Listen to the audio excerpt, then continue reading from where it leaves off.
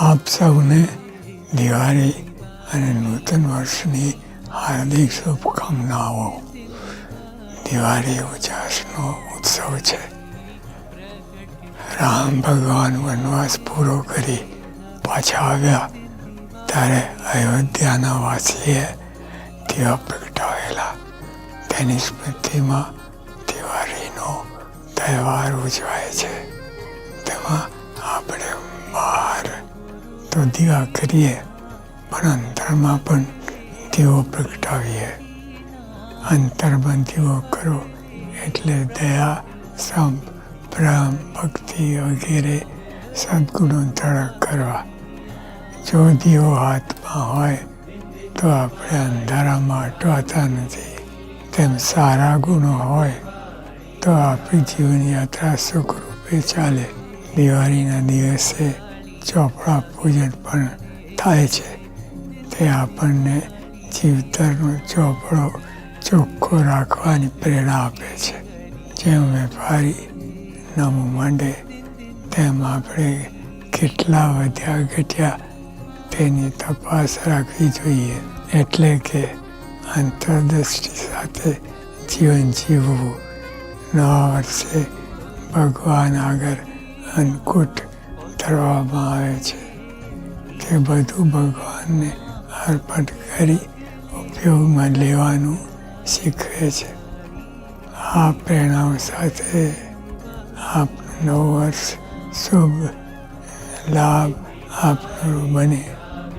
આપના જીવન અને પરિવારમાં સુખ શાંતિ રહે તે પ્રાર્થના સાથે નૂતન વર્ષ અભિનંદન. દિવાળીના દિવસો છે. હવે આ પ્રમાણે જૂનું વર્ષ આપણે પૂરું થાય છે, નવું વર્ષ શરૂ થાય છે. એટલે આ જૂના વર્ષમાં કંઈ પણ આપણે ભૂલો થઈ ગઈ હોય, કંઈ ઓછું વધતું વર્તાઈ ગયું હોય તો એ ભગવાનને પ્રાર્થના કરવાની છે કે બધું આપણું નાશ થઈ જાય. અને દિવાળીના દિવસ અને અન્નકૂટના દિવસે ભગવાન આપણને એવા પ્રકાશ આપે. તો એ ભગવાનને પ્રાર્થના કરીએ કે આ જૂના વર્ષમાં આપણને જે કંઈ બધું આપણાથી સત્સંગને માટે કંઈ ઓછું વધતું થયું હોય, કંઈક ભૂલો પણ થઈ ગઈ હોય તો એ ભગવાન માફ કરે. તો એ નવો ઉત્સાહ આનંદ આપ સર્વને આ દિવાળીના દિવસોમાં રહે. આવતું વર્ષ બધી રીતે સાનુકૂળ આપણને થાય. તને મને તને સુખ્યા પણ થવાય અને ધંધા રોજગારમાં પણ સારું રહે. અને કથા અને વાર્તા અને કીર્તન અને ભજન ને બીજું ને ત્રીજું સ્વામી કે બઘડાટી બોલાવી દેવી. કથા વાર્તા કીર્તન એટલે દુઃખ માત્ર હટી જાય. દુઃખ માત્ર હટાવવાનું કારણ શું છે? ભજન. કારણ કે એ બગડાટી બોલાય એટલે બધું ભાગતું જાય અને ભજનનું સુખ અગન આવે. એ અત્યારે ચોપડા પૂજન છે ને, બીજું કાંઈ કામમાં ન આવે. અત્યારે એક જ લગ્ની તો એક જ બંદૂક, તેના માટે બધું કર્યું છે. અને બધા છો તો હરિભક્તો બહુ સમર્પિત છો. કંઈ કહેવાની જરૂર નથી. ખૂબ જ ગજા ઉપરાંત સેવા કરી છે, કરો છો અને બધું.